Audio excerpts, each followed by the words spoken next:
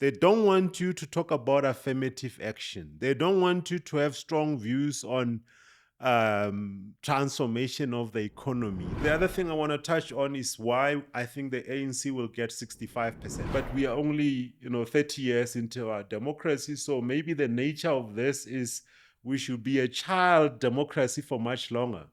But the other view may be, should we not have outgrown this at this point in time?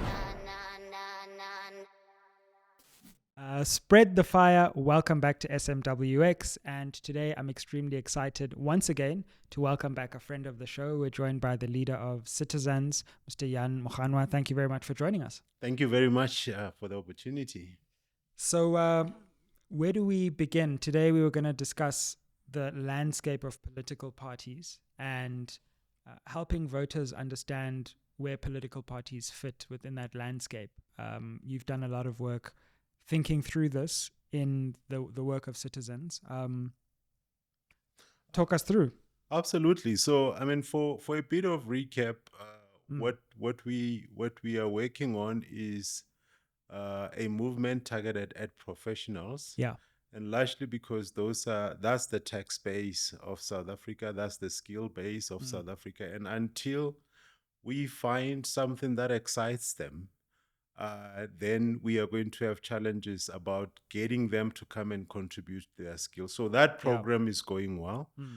We aim to get to about 1 million engaged members over a 10-year period, right? Now, 1 million people are not going to win you elections, of course. Sure. But the idea for us is if we can excite this base, they've got a much broader social network, and therefore their reach is beyond what we are able to reach, right? So, and if we do that, maybe we do not even have to build the type of footprint that someone like an ANC would, because we have got the breadwinners who are able to translate the message to the rest of the people. And, so that's going well. We are also on the ballot for the national elections. I saw that. Talk us through that, because when we spoke last, you were thinking you wouldn't go on the ballot. You rather stay out of the formal space. You've decided to go onto the ballot.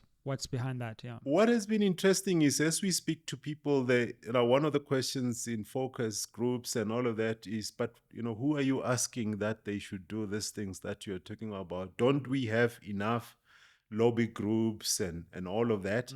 No one. So the argument is no one wants to get their hands dirty and get to do what you all are saying the right things. This is what needs to be done. But why are none of you living your comfortable lives to go and do these things that needs to be done? So that's the first thing. The second thing was the whole notion that, if you are not part of student movement at some point and all of that, by the way, you cannot even join. Forget about it, right? So it was also important for us, I think, as a posture to say, we really mean it when we say any South African can stand up and make a difference. We don't have the type of money that's required to challenge the big machine that the ANC is. But for us, the principle is much more important. We are building over time, but you can't time this thing. You can't say, I'm waiting for this change to happen before I get in. We are in the ring. We are on the national ballot. I saw that as I was reading through. I was like, wow, okay, so you're there. We're not on the provincial ballot because we don't believe the provincial layer of government is necessary. So we've said this as we educate our target segment, that government is about laws. And in South Africa, we don't have much of laws that are done at a provincial and a local level. Those are supposed to be the execution layer, so the bureaucracy, the state, the administration layer. So it makes no sense for us to participate in an elections of a layer that we say is unnecessary. I mean, that's already a contradiction with what we say. Sure. So we will be there. We don't have kind of like the Rebecca Oppenheimer type money, but I'm also not too sure we want that type of money, because we think that type of funding comes with such restraint and constraints that limits what you are able to say or not say. And I always say to the team that works with us on this to say, for us, if we are aiming to raise, let's say, 100 million, it is better for us to get 100 rand from 1,000,000 people than to get 1,000,000 rand from 100 people. Because your base of people contributing 100 rand is much bigger, much more stable, much more diverse, and it does not hold you to any particular funder. So that is what has been happening in our lives. There have been some stuff that has caused controversy, like, for example, our proposal that South Africa must scrap the child grant and the 350 grant, because our proposal is that should be replaced by an allowance of about 1,500 that requires the unemployed adult to work 60 hours of community service, right? So you have to earn what you get paid. And then, of course, if you earn it, the two parents that have got children can apply that money towards looking after their children. But what that means is the couple that does not have children can use that money for their own further development. So that's where we are. But what I really wanted to talk to you today is because the immediate thing on the horizon for even our target audience is the elections. Yeah, absolutely. So I wanted to, instead of coming to sell you stuff about citizens, I wanted us to just talk about perspectives. Not, we have no crystal ball, but what do we see as the shifts in this? I'm hoping to touch on really four things as part of this conversation. Why we think the South African politics are childish and what that means, and why we think corruption is a necessary part of the current system and not a bug. It's not because something is broken. It's by necessity that we are here. Why MK is a fad, but a very important fad at this point in time. And maybe last two, why democracy is actually destroying the ANC, and similarities between the EFF and the DA. Like we think about them often as very different parties, but on closer inspection, you will find that the DA and the EFF are largely same. So we will touch on many of those things. Absolutely. Let's get into it, because the first is the childishness of South African politics. What do you mean by that, and how have you assessed the wider political landscape? Yeah, so it's a good start. So I'm going to digress a bit for a minute, because every time I come here, when you come in to meet a doctor, you have to think about what model are you going to apply here. Last time I was thinking about the people versus the politicians versus business. What is of relevance today is actually many of the studies that are in the psychology and /philosophy space. The first one I want to touch on is this whole idea of what drives human behavior, and clearly, most psychologists agree that it is self-interest. People, I think it was Adam Smith who said, even if you get a bread or a beer or meat from a butcher, you don't owe them a thanks, because they were not trying to do it for you. It is actually out of their self-love that they do what they need to do. So this self-interest piece is a very big part of our politics. I'll touch on it. And in pursuing your self-interest, you can either do good to pursue that or do evil and all of that. We'll see how those elements become relevant. The one about the childish, and I don't say childish as an insulting part of that. So if you go into the studies of human development, so the likes of Erik Erikson have written on this, Sigmund Freud has written on this, Piggott has written on this. So the idea is a human goes through different stages, but sometimes it's 8 stages, but to keep it simple, it's a child, it's a teenager, it's an adult, and maybe we can talk about old age. Now, the early research in human development suggested that these are sequential stages. So, you start as a child, you become a teenager, you become an adult. So the idea is when you become a teenager, you stop being a child. And when you become adult, you stop being a teenager. But actually, later on, these stages were considered to be layers of human development. They are not sequential Sure. stages. So when you become a teenager, you are adding a teenager layer to a little bit of a child in you. And when you become an adult, you still have some teenager tendencies and you still have some child tendencies. And that what gives the phrase, why are you behaving childish? Why are you being childish? Because we've always wondered, why would you say to an adult, why are you behaving childish? You know? And that's because there is still a child somewhere in you. There's still a teenager. Maturity is when you are an adult, but you are a lot more about adulting. The teenager elements and the child elements. Women are much better at this actually by research than men. But these stages are important. Why? Because at child stage, what research tells us is it's a very binary stage. It is about good and evil. So if you go and watch a movie, there has to be a hero, there has to be a villain. And if you go watch a movie, Spider-Man and or even Black Panther, there's always a scene of tension where it looks like, the hero is dead. Sure. And then, of course, they must rise, right? The quickest way to mess up kids' brains will be if you make the hero die, because that's confusing. And then teenager age is about identity. You're trying to say, who am I? Do I want to be embraced, or do I want to forge my own identity? And then, of course, the adult is a lot more circumspect. It says, what is the context?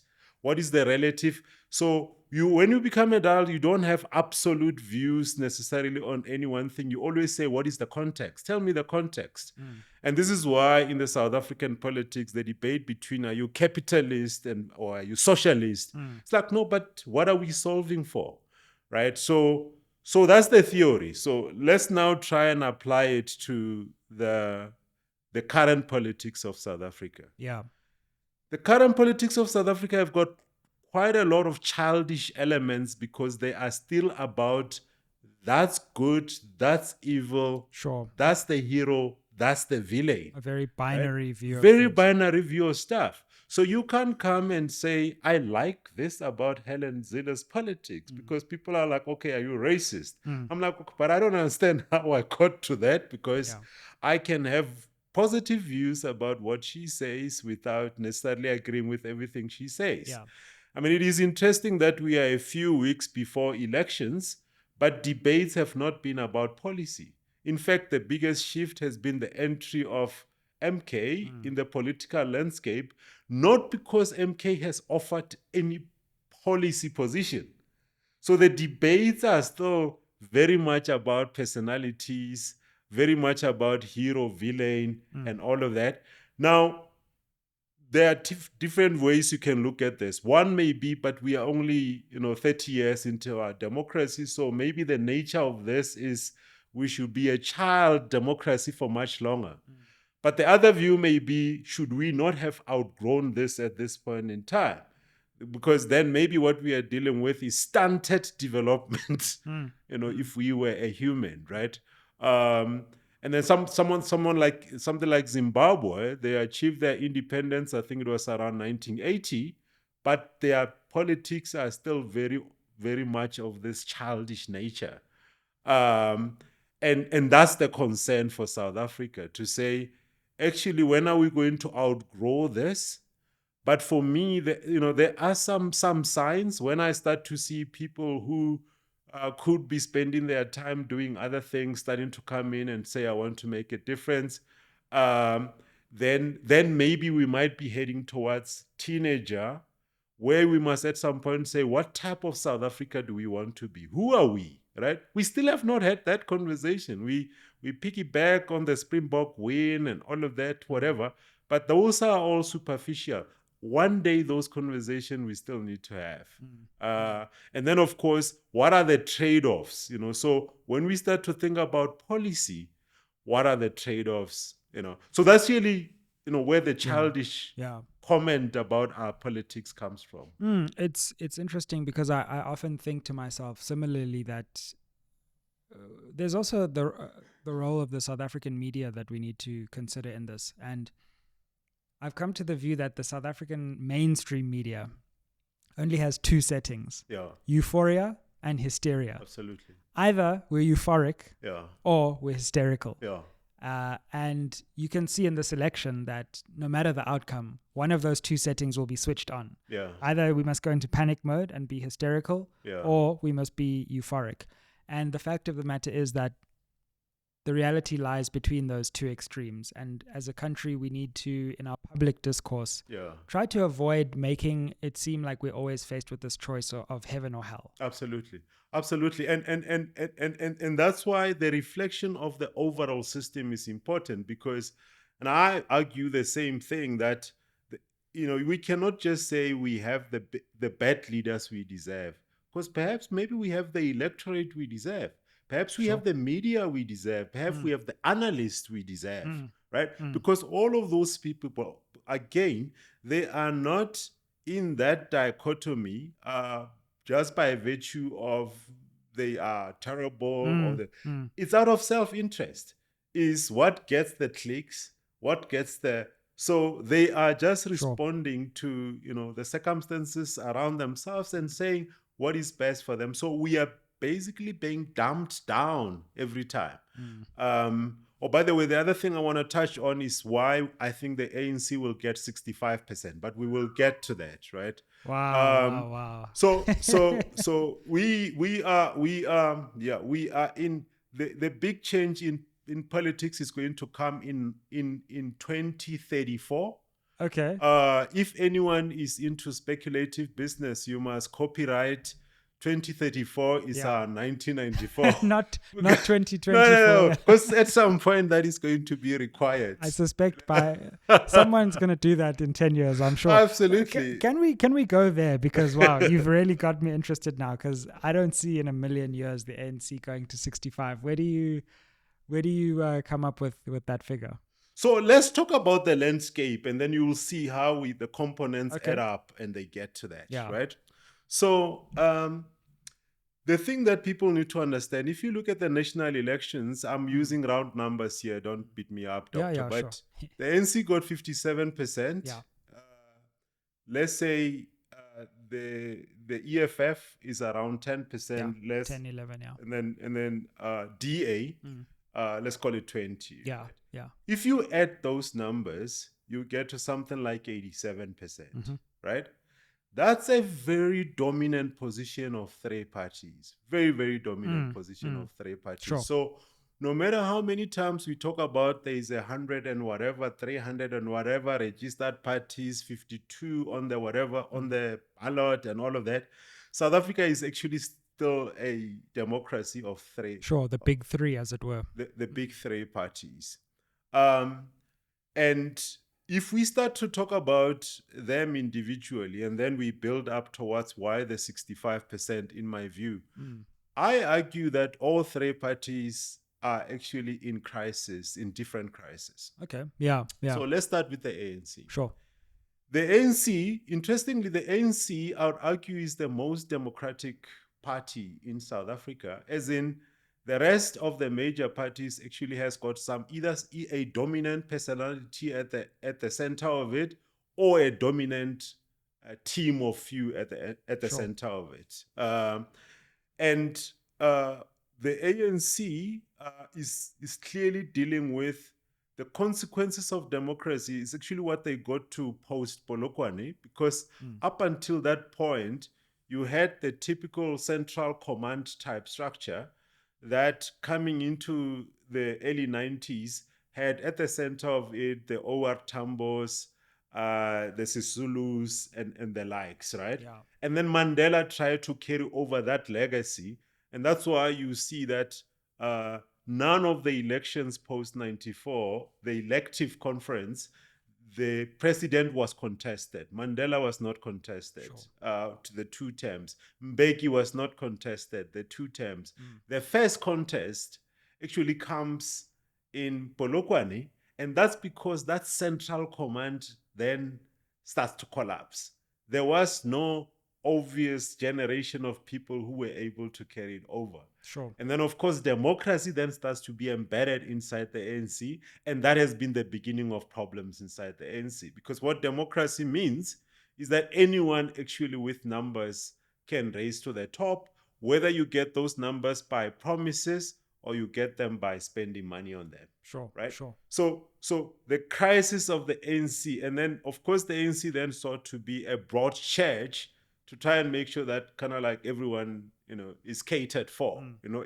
Even when they have to take a strong stance, they are trying to be soft about it. So, for example, on the nationalization of the central bank, the policy position was taken at the electoral conference. Oh, yeah. It is not being implemented, but the current leadership has not said, no, we are not implementing it. They have just always given the line that says we are thinking about it maybe and not what it now means and yeah. all of that. But as a result, this broad church cannot cater to everyone. It's like all of us are shortchanged by by the ANC. And that crisis, so now pretty much anyone can contest the senior leadership. This is why I think the ANC's biggest fight has been inside the ANC. Part of the problem there is that populism within the party then takes hold, money takes hold, and then the contest now is about who are the next set of leaders, and we have to see how that plays out. It has absolutely nothing to do with South Africa, but where we think, they say they are going through a renewal, but I think our view is that corruption is a feature of the nature of the ANC and not a bug. It's not because there is this problem. Think about it. So those familiar with Maslow's hierarchy of need, what we hope for is when people come into politics, they're probably more on towards the self-actualization stage, right? You have dealt your basic needs, you can buy your own food, you can take children to school and all of that. And now you are in a giving back space. That's not where the ANC average cadre comes from. The ANC average cadre was someone who had no hope of doing much in their lives. They were not in a professional job. They were not running a business, but they were around to be able to build a constituency or a following. They come hungry, right? And as they come hungry, they need to be taken care of, right? And now that you cannot take everyone to parliament to get them to earn a salary, or put them into a provincial structure or a local government structure, which, by the way, this structure, as I said earlier, they are not adding value in the service delivery value chain of South Africa. They are just rewarding people at a local or provincial level for their activism, right? So that's the crisis that the ANC has to go through. What about the DA? Now, the DA, and this is where the DA, you'll see the similarities between the DA and the EFF. But let's start with the DA. The DA, so first similarities between the DA and the EFF is that their politics are based on fear. It's just maybe fear of a different crowd, right? So one can argue that the DA is more on the Swargefar. You see their election campaign is about save South Africa, rescue it. Like, so it's again, so we want to be the hero, there is a villain and all of that. Became predominantly white organization, remains predominantly a white organization. I love every time, a DA leader comes and say we are the most diverse party because 1/3 colored, 1/3 white. I'm like, well, that's not how numbers work. Diversity is actually about the reflection of the demographic of. So if you were as diverse as you should be, Black people should not be 1/3 of your party or even of your followers. Absolutely. I often say, ShopRite has a lot of Black customers. It doesn't mean it's a Black company. It doesn't mean it's a Black company. It's also about where. Absolutely. Where's the power in the leadership. Absolutely. We know there's an overrepresentation of white South Africans. Absolutely. So you have heavy reliance on a white population. That population even by population growth, has got a lower number or even may now start to contract. Yeah, sure. Right? Sure. You cannot quite move away from it, because this is why they've had the experiments like the My Monies and all of that. You can't quite move away from that because that's your funding base, right? Sure. Because as soon as they tried that, they were losing supporters to entities like Freedom Front Plus. Yeah. So they're trapped in this. Now you're trapped in this thing, right? So you cannot get to government on your own or by continuing to be sane, right? So, but if you change your narrative and say, I'm a lot more embracing of others, you are losing your traditional constituency. So we argue that they face a very, really terminate level narrative and identity crisis. And this is why, in our view, the DA had to form something like a Moonshot Pact. I refuse to call it a multi-party chart. They gave us the name, the Moonshot Pact. We will continue to use the name Moonshot Pact. They had to do that because I don't see how the DA does not decline from here. There is no way the DA does not decline. Even if they were going to decline on their own, the entry of the parties like Action SA, which are fishing in the same pond, were also going to mean the decline anyway. So what the DA is trying to do is to say, hold on, I don't want to wait for the outcome of the next results because I will lose my convening power. That's what the DA is solving for in their self-interest. They position it as, we wanted to ensure we talk about coalitions before election. No. It is because after the elections, the DA will not have the power it has today to be the organizing, the central figure in the Moonshot Pact. Now, we very strongly argue that over time, that group of parties, actually Action SA, will likely end up being the dominant party in that space over time. They face a leadership crisis.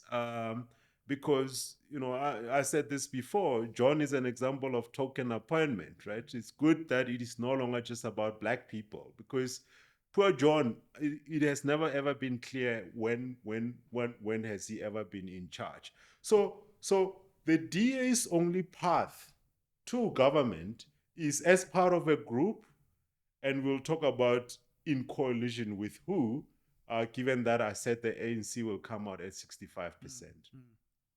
Now, let's talk about the EFF. Sure, what's your view there? The EFF has got a similar issue, because if you think about the EFF took the rhetoric stances of the ANC. So you must understand that Floyd and Julius never said we are unhappy with the ANC, we are leaving. That's a very important starting point. They were pushed out of the ANC. They then said, anyway, we will take these radical policies that have always been spoken about in the ANC, but they have never seen the day of implementation. But they are actually quite useful as rhetoric for going out there and getting voters.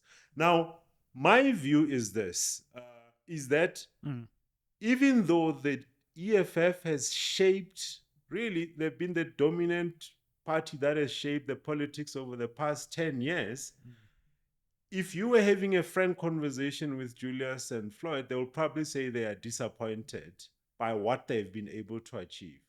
Because I think the view would have been, let's get out of the ANC, let's build a big bloc that forces the ANC to actually come and talk to us.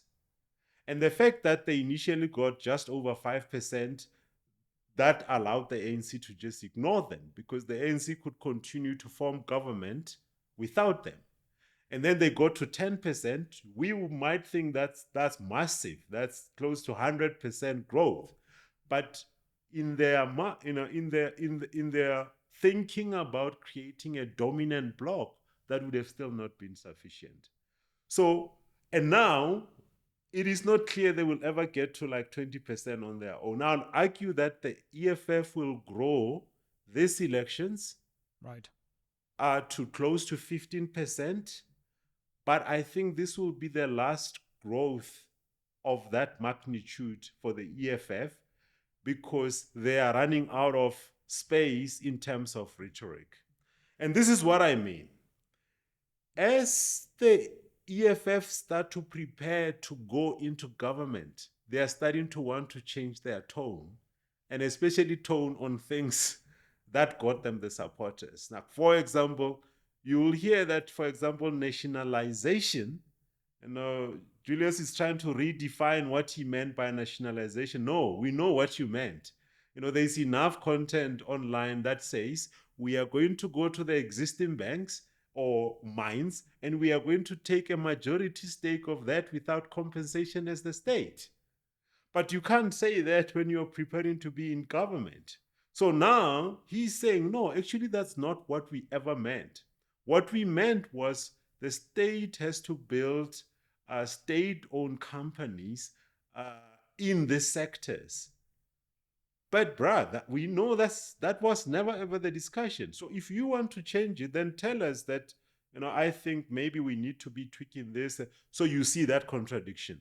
The other thing you see is that just like the ANC, the people who bring the numbers are not the people that you want in parliament.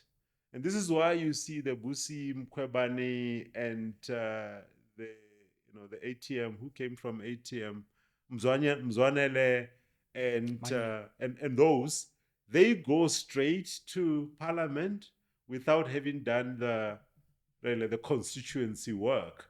But what that does, it then starts to cause issues with those who are able to bring the numbers, because you are essentially saying bring the numbers, but when it comes to positions in parliament, it is not going to be you. Again, that's why corruption is going to be a necessary feature, because what it literally means is if EFF is in power, it will have to say to these people who are bringing the numbers, we will look after you. Taking you to parliament is not the only way of looking after you. So that's where the EFF is facing this crisis. At a leadership level, again, there will always be questions around, is there life beyond Julius and Floyd? I'm encouraged by some of the young people that are coming through, but it is still a very personality-centered, both DA and EFF are fear parties. The other one is fear monopoly capital at a rhetoric level. The other one is, we just don't trust. They might not be saying it as explicitly. We just don't trust the black people that are in government. So I think you've painted an interesting picture of the dynamics within the different parties. I suppose the question they would ask, all of them actually, is are these fatal deficiencies, or are these just the normal, back and forths and internal problems that parties face? I think of the ANC, which has, as you say, since Polokwane, looked like it's on the brink of some kind of collapse, and somehow it always comes back. The DA, we can say what we like, but their constituency turns out and somehow they pull out, a decent showing in the election. And again, the EFF probably on a growth trajectory. So maybe we might get more of the same. Maybe we get more of the same. And again, we need to try and avoid the childish tendencies that says this problems makes the ANC bad or it makes them good, because all of these parties, by the way, they've got good things about them. So the ANC has done a lot to try and embrace as many people as possible, which we think it was very necessary as part of the reconciliation project. We know the issues they have, and we say, although we are thankful for what you have done, there has to be a change. EFF has made the whole parliament and democracy accessible to a whole lot more people. I mean, they're essentially what popularized the parliament channel on TV, essentially, right? So people are starting to be a lot more aware. That's a lot of other parties played a role, but essentially the EFF set the tone for. The DA did a good job of being a very critical opposition party in parliament. You could see the tension and all of that. So none of this can be entirely bad, entirely good, right? But to your point, there will be an evolution as things change. Yeah. And that's really where, so maybe let me touch on MK and then we'll talk Absolutely. about the evolution or how we see it playing out into Indeed. coalition. Let's come on to the MK because you made an interesting observation which I'd like to unpack and understand, which is and later we still have to come back to the 65 Oh, yeah, absolutely. but we'll, I'm keeping that for last. Yeah, okay, great. Yeah, exactly. The MK you said is a fad, but it's an important fad. Yeah. Unpack that for us, and what do you make of the MK's emergence? It seems like they have been able to garner a large constituency very quickly. Yeah. But I suppose questions remain about what the long-term impact of this party would be. Absolutely. And so it's a good thing that this comes after we have touched on the EFF, where I'm saying I don't think EFF was aiming for we are going to have this slow build towards winning government. Sure. It was always a, can we be sizable enough for ANC to want to talk to us? And when they talk to us, it will be at our terms and we can have our own demands and all of that. Sure. That's cut and paste of MK. Right? So MK, the idea that, now let's say MK at 5%, the idea that you imagine Msholozi playing opposition politics in parliament, that's not going to happen. The idea, and I think, Msholozi has said this, Zuma has said this, he says, I'm doing this to save the ANC. I think the idea behind MK will be, take such a big chunk of the ANC, which then forces them to have a conversation. Yeah. That's why, there has not been a lot of talk of policies of MK. It has always been personalities and personalities related to, really fights within the ANC.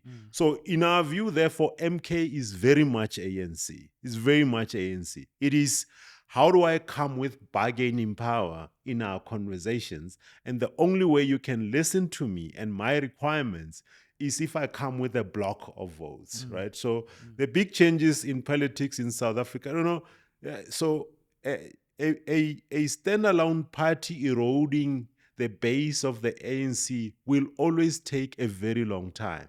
The big seismic shifts in politics in South Africa has been because someone takes a big chunk out of the ANC. From within. Absolutely. Yeah, sure. Absolutely. So that's MK. So the dream for MK will be similar to EFF.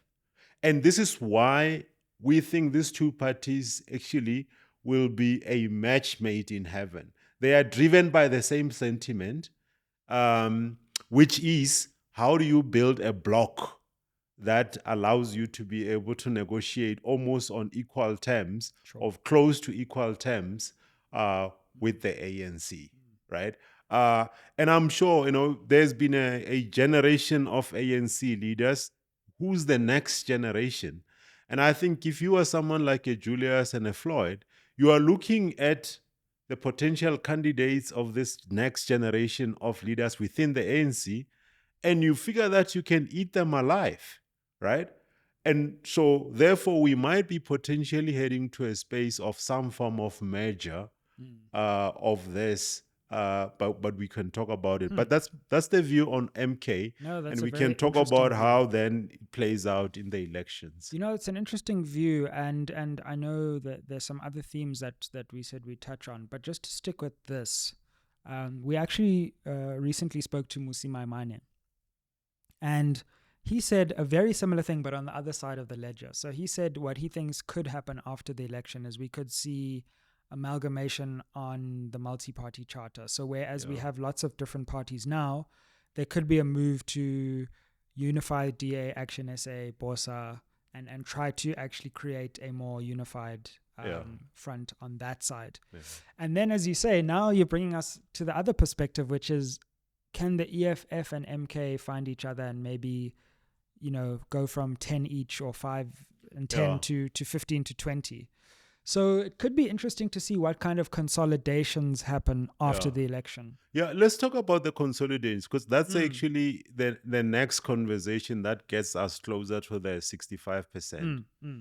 And So the way we think about the three blocks, I spoke about the three parties, the dominant parties. Yeah. Um, the the the team that the Moonshot Pact. When you look for signs of consolidation, you must look for complementary aspects of the members. Sure. Right? The problem with the Moonshot Pact is there is no such, other than we commonly agree we hate the ANC. And that's why I'm saying the problem is South Africa has been here before, where it is just becoming an issue of the enemy of my enemy is my friend.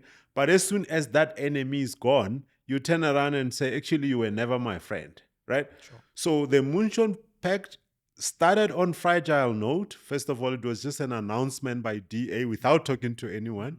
Remains on fragile note.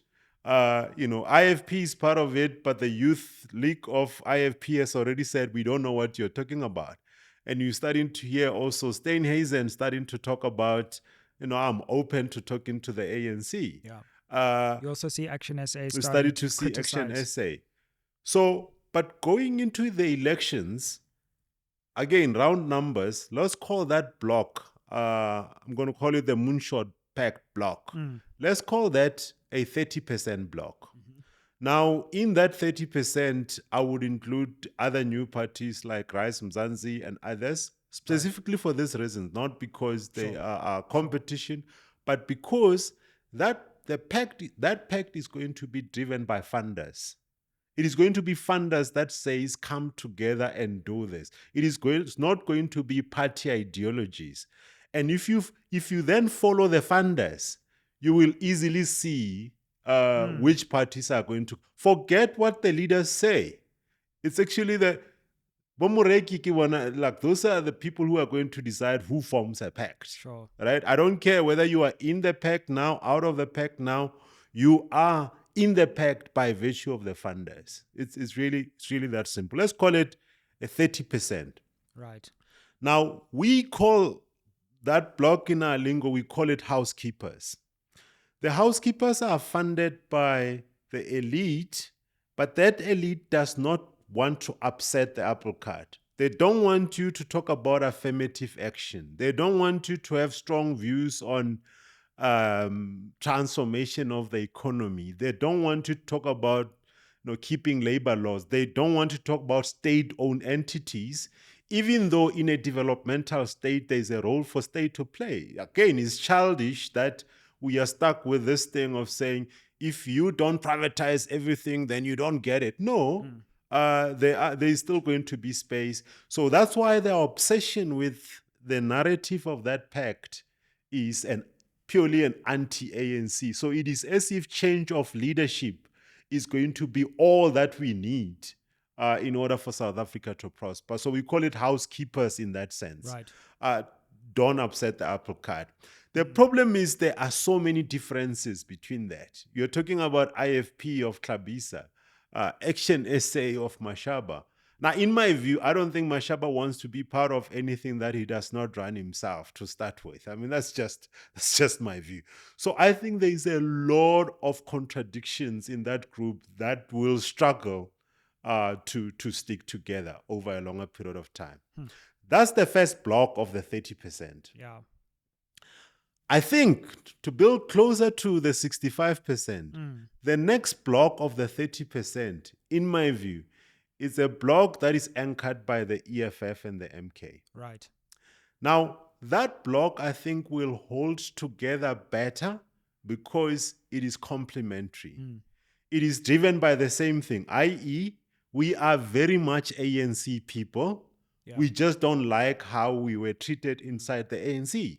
It's also easier to keep together two parties than 10 or... Absolutely. Yeah. But the driver of their energy is the same, right?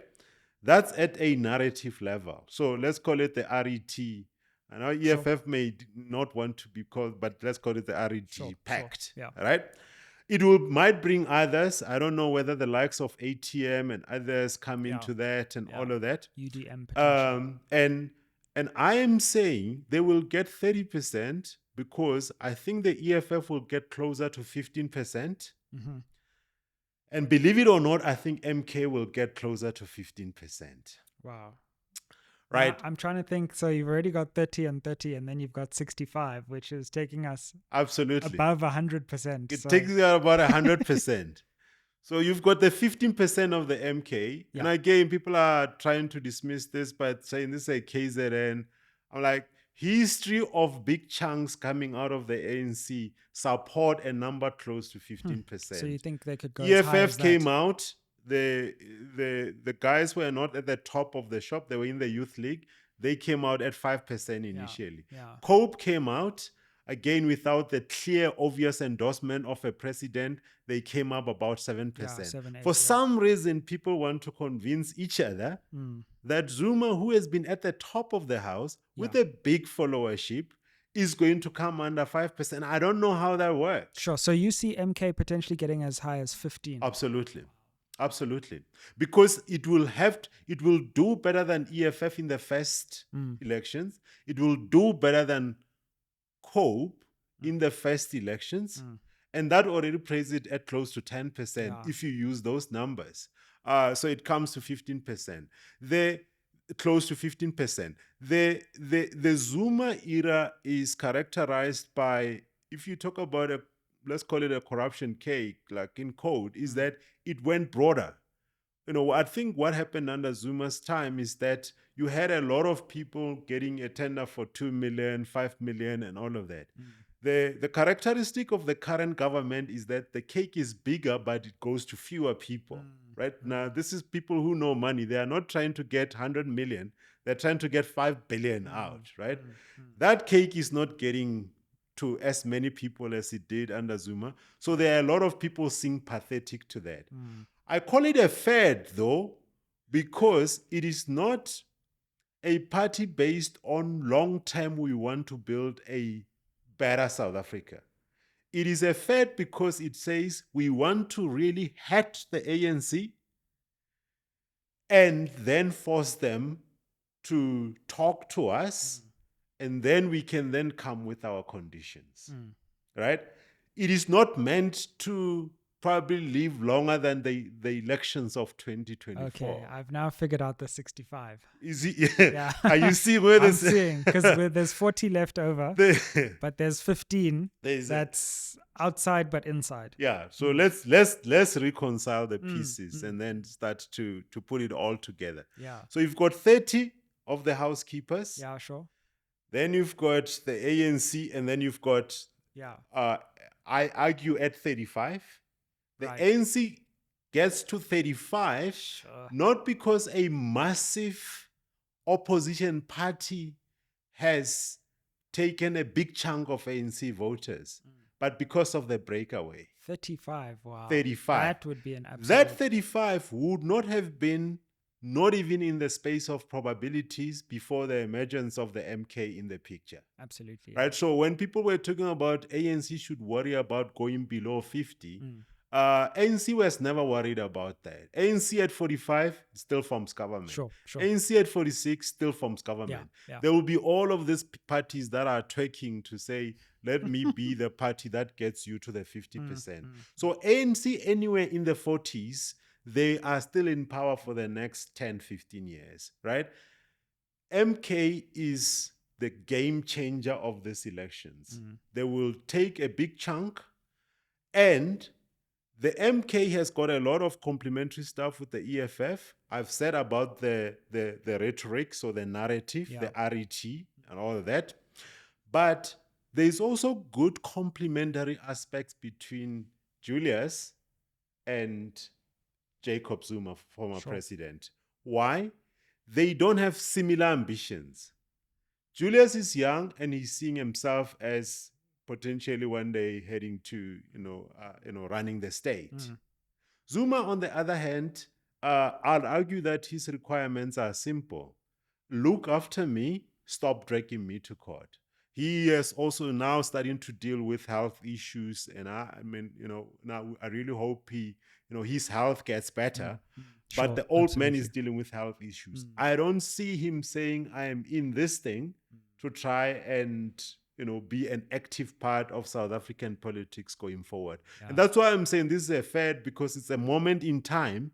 It will be impactful, of course, but it is just meant to come to the negotiations table. So you see the complement. You have a block of 30%. That will be led by the younger leaders, which is really the EFF leaders.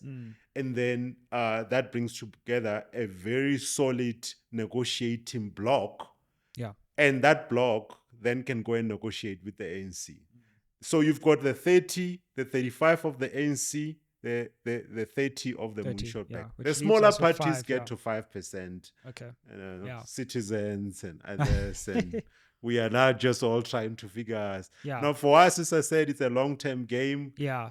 We think, we're aiming for like what we build over the next 10 years. Now, when you have these blocks, mathematically, the two blocks of 30 and 30 can form government. Yeah. And exclude the ANC. Which people haven't spoken a lot about. Which people have not spoken. I will give that a probability of 20 or whatever. Interesting. Not because the numbers don't add up, but because the same issues that I said will be issues in the Moonshot Pact will just be exponentially so when you start. Especially at the national level. At the national level. Yeah. So the only reason these two blocks will not form government is because of that. It's not because the numbers are not numbering. So essentially then it means everyone will be saying, I need to form government with the ANC. Yeah. Right?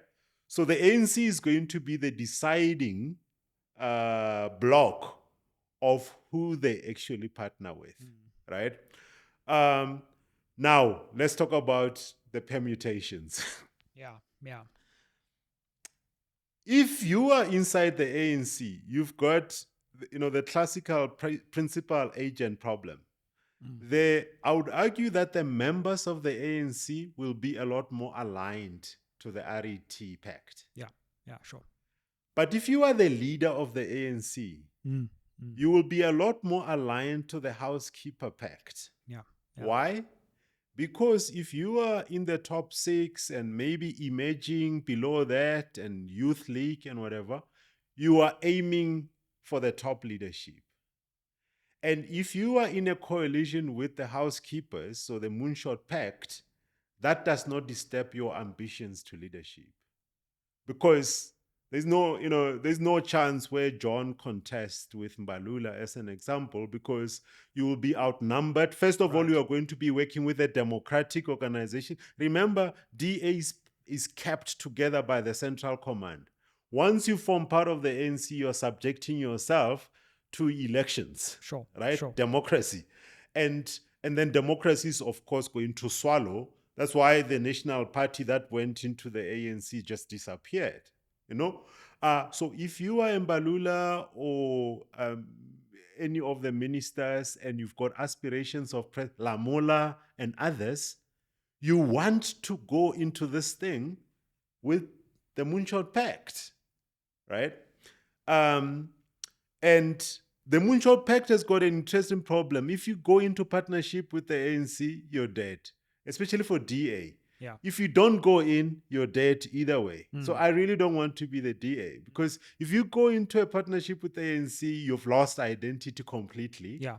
But if you stay out, you must make peace with being an opposition. Yeah, and party. you've also effectively handed government back to the ANC as Absolutely. well. Yeah. So that's why I think even the leaders of the ANC, even though they will want that pact as partners, there will be sufficient pressure from within the ANC for them to realize that I might also just be kicked out by the rising numbers. So even though they want to do that, they will not do that. Which then leaves the other block. Yeah.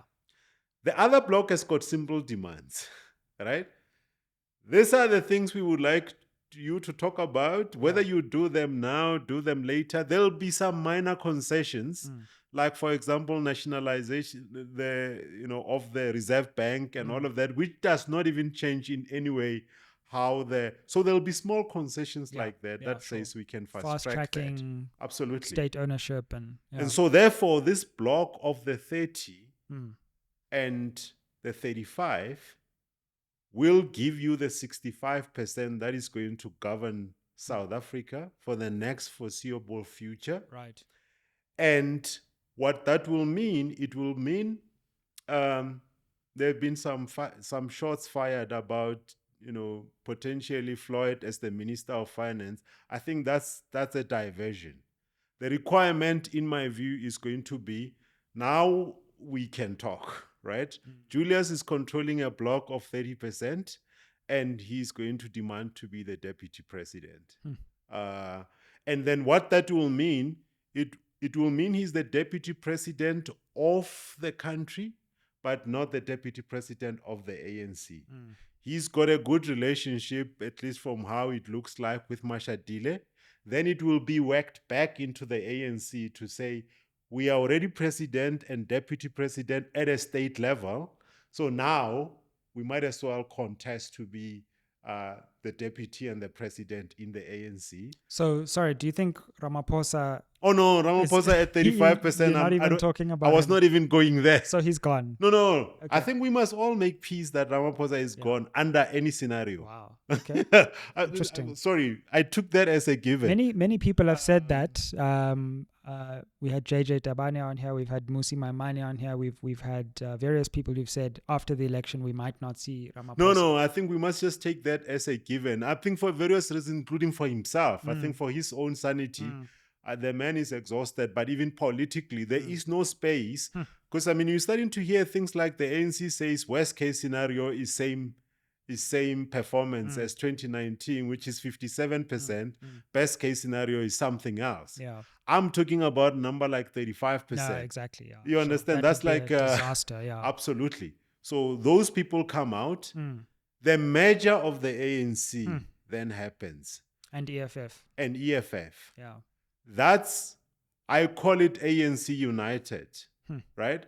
That bloc is with us for a very long time unless newer parties start to emerge to challenge that, right? You know what is a further wrinkle in that is that 65 is very close to a 2/3 majority as well. And Andile Mwitama, who came on, was one of the first people I heard speaking about this ambition of the MK that they want to form exactly this pact, EFF, ANC, MK, and take it over into 2/3 territory with ATM or UDM as well. It will be very, very close. Maybe the reason I'm not giving it 67% is also out of wishful thinking, because that starts to be too much power in a block. Of power. It is. But you have to understand that as we sit here today, the ANC has got 67% at a national level. If you add their 57% and the EFF's 10%. Sure. The only reason we don't think about it as a 2/3 majority is because the EFF does not control a sizable enough block to force the ANC to have the conversation. This is competition for roles and control of resources and all of that. There is a template that is playing out in Ekurhuleni that is actually a warm-up for what is coming at a national level. It is interesting that we went through a period of tension between the ANC and at Joburg and Ekurhuleni. Suddenly there is a perfect smooth transition in Ekurhuleni, with the ANC taking the mayor chain and the EFF controlling pretty much the portfolios that matter. And Julius is calling it the power and the glory. The EFF got the power, the ANC got the glory. I found that to be quite fascinating. I think that's a template. Interesting. For what we are going to see at a national level. The deputy president, Julius, is confident enough to say, okay, I'm going to make the deputy president as effective as I can. He has already said, if I am a minister of sport, I will still outshine the president. So as it is, we've got the ANC at 67%. The only reason we don't think about it that way is because of the internal issues of the ANC. And are you seeing this kind of reverse amalgamation, reverse unity, bringing the pieces back. Are you seeing that as a formal party over time, which maybe Yeah. have the Yeah. ANC banner Yeah. and colors, Absolutely. or are you seeing it as an agreement which keeps them as separate entities? No, I think once that happens, the need for EFF and MK as separate brands then becomes academic, right? Because as I say, these people have never ever said they're leaving the ANC, ever, right? They carry the rhetoric, the populist rhetoric, but as soon as they are in government, then they have to play a lot more responsible role around what they say and all of that. But I think, as I said, the EFF leaders are looking at ANC with envy because they know that if there was an elective conference of the ANC next year and they are within the ANC, they will come out at top. So once they are in, that will be the measure done. There is no point for a continuing brand called the EFF or the MK. Now, by the way, the MK itself, it became important, of course, because of Jacob Zuma. Before that, we were aware of MK and the movements because when you gazette stuff, you see what other parties are there. I remember looking at this gazette and say, this is interesting. Someone picked MK, but it was of no consequence and meant nothing to the rest of South Africa until the fatal June 16 speech. December 16, that's December 16. So that's how we see the lay of the land. Yeah, now, absolutely. For people we are talking to, that's why our focus is how do you become an active citizen where you are? How do you make a difference? Don't place too much on a major change playing out in these elections because the historic ANC coming together is actually the big block that will control stuff. But slowly, if we can make a difference in our various communities and all of that, that's how South Africa is going to change. And I know people like DA make a big issues about small parties and all them. Just calm down. Now, for the DA comes out of a long history of Helen Zuzman as the sole, person with a seat in parliament under apartheid for years, more than 7 years. And out of that, we've got the DA. So I am not dismissing the 5% of the small parties because out of that, that's where entities like Citizens and others may emerge. The key thing for those parties will be you can't, if you follow the model of the ANC that is so expensive, that has got essentially corruption as a necessary feature of it to reward the people at a constituency level, then you're going to need the millions that comes from the elite. And then when you get those millions, they are going to come with conditions. We have to do the hard work of convincing South Africans why they must give us 100 Rand a month, many of them, and then show them the value by tackling the issues of cholera in Hammanskraal, textbooks in various provinces, quality of school facilities and all of that. We are not taking a shortcut. So we are doing the hard work of dealing with those issues and figuring out what we need to do.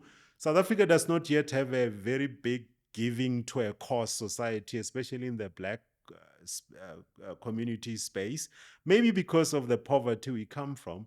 But it is our job to go and make a case with South Africans around why we think you should support us. So that's our view of the world going into this very exciting elections. Thank you for joining us and giving us interesting food for thought, to the extent that it seems that much will change, but much will also stay the same in this election. Absolutely. And maybe there's been a narrative of there will only be the same or there will only be change, and it'll probably be a bit of both. Yeah. I'm thinking maybe in our next conversation, we can then have a look at 2034 as well and see, because my assumption, even though I know we have to end here, is that you see that the true shift happening when ANC United also itself starts to wane, and that will be by 2034. So Absolutely. I mean, I've been becoming quite religious, spiritual, philosophical.